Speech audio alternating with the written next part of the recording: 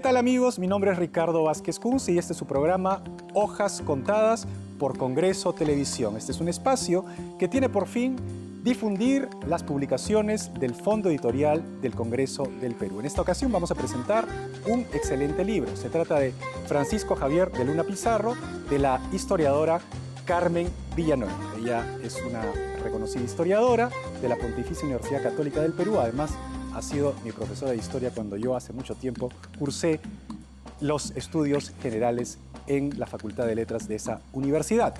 En esta primera parte de la entrevista, Carmen Villanueva nos cuenta quién fue Francisco Javier de Luna Pizarro y, sobre todo, cómo consiguió nueva y valiosa información sobre el primer presidente del Congreso del Perú. Veamos a la doctora Carmen Villanueva.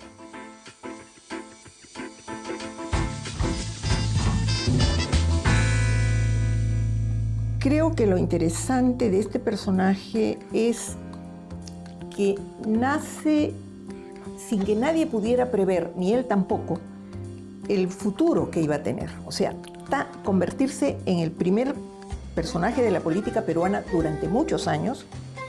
Y una segunda parte, que es la que estoy trabajando ahora, que es él cuando se retira de la política, todavía joven, él era sacerdote, se retira a la catedral y en unos años más es un arzobispo de Lima de primera categoría. Es decir, se ha dicho, por los que han estudiado toda la historia de la Iglesia, que ha sido el mejor arzobispo de Lima del siglo XIX. Entonces, este hombre en lo que se dedicó siempre destacó.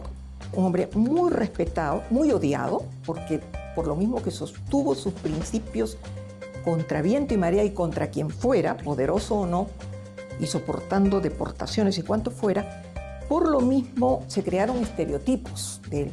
O sea, él es el malvado, manipulador, etcétera, etcétera. Otros que dicen es una maravilla de persona, inteligente, medio santo, etcétera.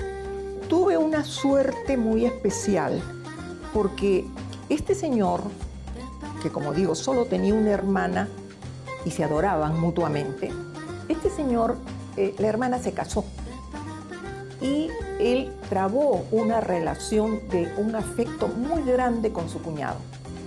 Y entonces, como él estaba en Lima y el cuñado en Arequipa, le escribía todos los meses, porque había solamente un correo mensual de Lima a Arequipa y de Arequipa a Lima. Entonces, todos los correos él le escribe cartas larguísimas de 8 o 10 páginas, con una letra menudita, en la que él le cuenta todas sus experiencias en Lima, desde personas, sucesos políticos, noticias que le llegaban del resto de América, que ya estaba insurgente, noticias de España, de Napoleón, de Europa, todo se lo cuenta. Y ahí le va poniendo algunas cosas personales de él, lo que él siente, lo que él piensa, no mucho ya, pero mucho más de lo que se conocía. En esta segunda parte de la entrevista con la doctora Carmen Villanueva, autora de Francisco Javier de Luna Pizarro, la autora nos cuenta, nos comenta sobre Francisco Javier de Luna Pizarro como político y sus ideas, digamos, en el marco de la independencia del Perú. Nos refiere cómo fue elegido diputado por Arequipa y cómo integró la comisión que escribió la primera constitución política de nuestra patria. Veamos.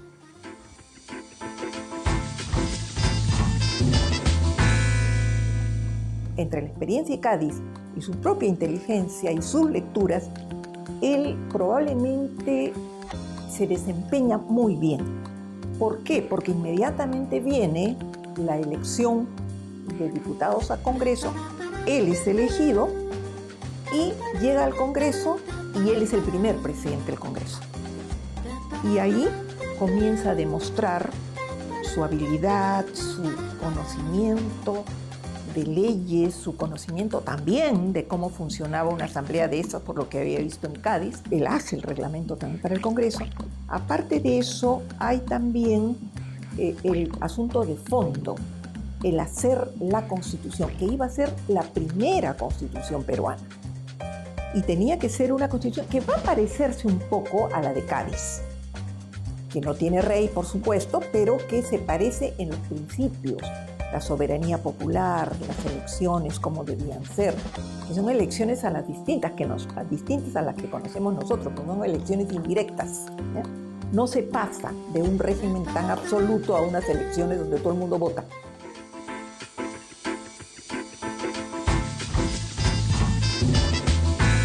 La tradición que habíamos vivido como país había sido que la religión del Estado era la religión católica. Y lo de exclusión de cualquier otra es por eso, porque la unión Estado-Iglesia católica es muy fuerte y venía de muy atrás. Eso también va a ser algo contra lo que se va a luchar a lo largo del tiempo, pero va a durar muchísimo. Y el argumento posterior va a ser, el argumento de los liberales, es que el Estado no tiene religión. Las personas tienen religión, pero el Estado no. Entonces, ¿es religión del Estado? No, es religión de los peruanos. Entonces, pero eso era una fórmula que está en la Constitución de Cádiz y que va a pasar a América. Siempre fue un hombre terriblemente religioso, así ya, pero religioso en un sentido que no tenía que ver, como alguna vez alguien lo definió, nada de fanatismo ni supersticiones. Entonces es un liberal que sostiene, por ejemplo, la tolerancia a cultos. O sea, todo el mundo tiene derecho a profesar la religión que quiera. Eso no estaba permitido en España. O eras católico o te ibas, o te metían preso, ¿no? Pero bueno. Entonces él sostuvo eso en el Congreso y mucha gente, inclusive que no eran sacerdotes como él, que no eran clérigos, mucha gente no estaba de acuerdo. O sea, él nunca pudo ganar esa elección en el Congreso. Él sostuvo en el Congreso tolerancia a cultos con otro grupo más o menos pequeño y el resto se le opuso. Recuerde usted que puede encontrar este y otros libros publicados por el Fondo Editorial del Congreso de la República en el Jirón Guayaga 358, Cercado de Lima. La atención es de 9 de la mañana a 1 de la tarde y de 2 a 5 de la tarde. También los puede encontrar en las principales librerías del país. En esta última parte de la entrevista, la doctora Carmen Villanueva, autora de Francisco Javier de Luna Pizarro, nos comenta un hecho histórico y bastante insólito. A pesar de ser pieza fundamental en la redacción de la primera Constitución de la República, Francisco Javier de Luna Pizarro no firmó la Constitución. ¿Por qué? La doctora Carmen Villanueva nos lo comenta.